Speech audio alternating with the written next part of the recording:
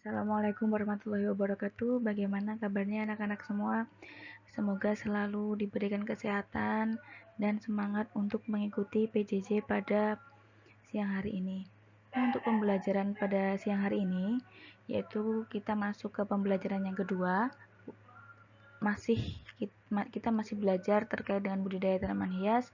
Tema pada siang hari ini yaitu proses produksi tanaman hias. Tetapi sebelum kita masuk materi, silahkan kalian berdoa untuk mengawali pembelajaran pada siang hari ini menurut agama dan kepercayaan kalian masing-masing. Berdoa dipersilahkan. Untuk selanjutnya, Bu Rizky juga mengingatkan bahwa pandemi COVID-19 ini masih belum berakhir. Silahkan kalian tetap mematuhi protokol kesehatan.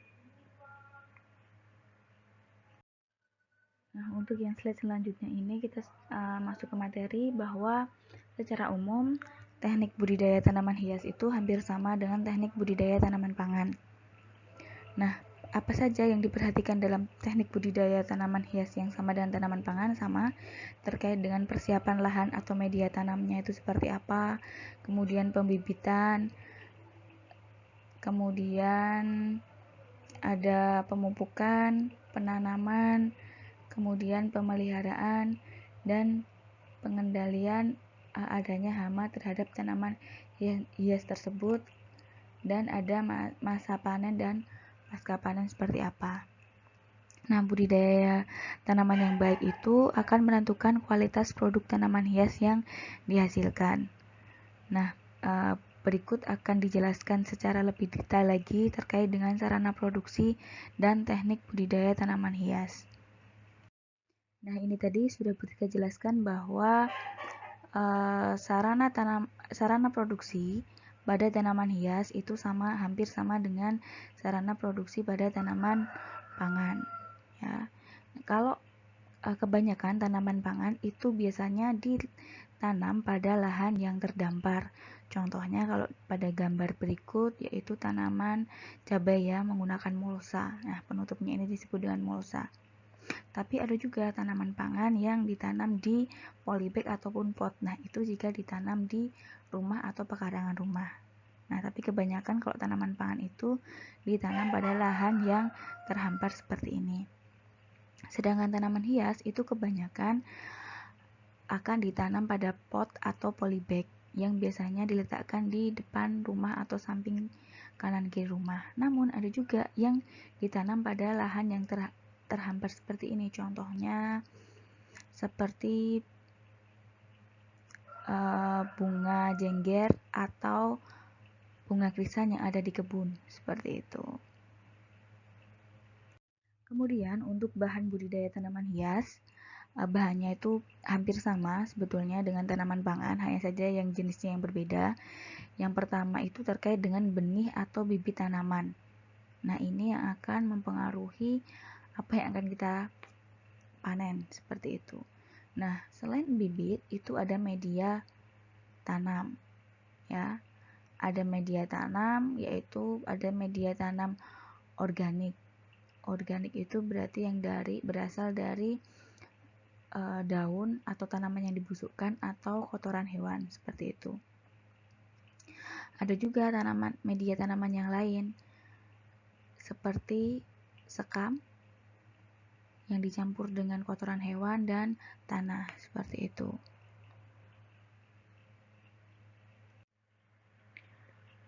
Media tanam yang telah disiapkan tadi itu akan ditanam di dalam pot atau polybag. Nah, untuk yang selanjutnya ini yang dimaksud yaitu terkait dengan pupuk, yaitu ada pupuk kandang dan ada yang pupuk cair seperti itu. Pupuk cair biasanya berasal dari bahan kimia. Kemudian ada zat pengatur tumbuh tanaman. Nah, gunanya ini supaya tanaman itu tetap bisa tumbuh sesuai dengan usianya. Kemudian yang selanjutnya yaitu berkaitan dengan sungkup tanaman. Sungkup tanaman itu seperti plastik yang menutupi tanaman tersebut atau buah yang akan dihasilkan. Seperti itu. Yang selanjutnya yaitu berkaitan dengan pembibitan. Nah, bibit ini atau persiapan benih bibit ini merupakan hal yang paling penting dalam budidaya tanaman hias. Nah, ada dua macam cara atau perbanyakan yang dapat dilakukan, yaitu yang pertama perbanyakan seksual dengan menggunakan biji, yang kedua yaitu perbanyakan vegetatif dengan menggunakan organ vegetatif. Nah, untuk detail selanjutnya akan dijelaskan pada slide berikut. Untuk yang pertama, yaitu perbanyakan seksual dilakukan melalui biji, yang merupakan hasil pembuahan gamet betina oleh gamet jantan yang didahului oleh penyerbukan. Langkahnya bagaimana? Nah, biji itu yang akan dijadikan benih sebaiknya dipanen dari induk yang sehat, karena nantinya akan menghasilkan tanaman yang bagus dan dia akan menghasilkan benih lagi yang bagus, seperti itu. Kemudian sebelum ditanam, biji disemai terlebih dahulu. Penyemaian ini menggunakan lahan yang berbentuk bedengan atau ditanam di tempat yang lebih lebar sebelum dia dimasukkan di dalam pot atau polybag. Nah, lahan yang digunakan untuk persemaian itu juga harus diolah agar gembur. Yang dimaksud gembur itu tanahnya tidak padat, jadi antara kompos, kemudian sekam, dan tanah itu seimbang, sehingga memudahkan perkecambahan benih. Perkecambahan benih itu, tumbuhnya benih itu tidak akan susah jika tanahnya itu gembur, seperti itu, atau empuk tanahnya. Nah, persemaian benih dilakukan di tempat yang agak terlindung dari panas matahari atau dapat diberikan naungan paranet. Paranet itu semacam penutup tanaman yang biasanya warnanya hitam yang ada di untuk pinggir tanaman atau di atas tanaman. Nah, contohnya apa? Perbanyakan seksual yang dilakukan melalui biji. Contohnya yaitu dengan bunga adenium. Bunga adenium atau disebut dengan bunga kamboja. Setelah berbunga, kadang bunga itu menghasilkan biji seperti ini, dua seperti ini, jadi seperti tanduk. Ada yang dua, ada yang 4. Nah, ini setelah kering, itu akan menghasilkan biji seperti ini. Nah, bijinya itu yang kecil yang ini, yang sampingnya ini merupakan kayak sejenis bulu. Nah, ini yang ditanam itu yang bagian kecil ini. Kemudian ditanam di lahan yang lebih luas lagi sebelum dimasukkan di masing-masing pot.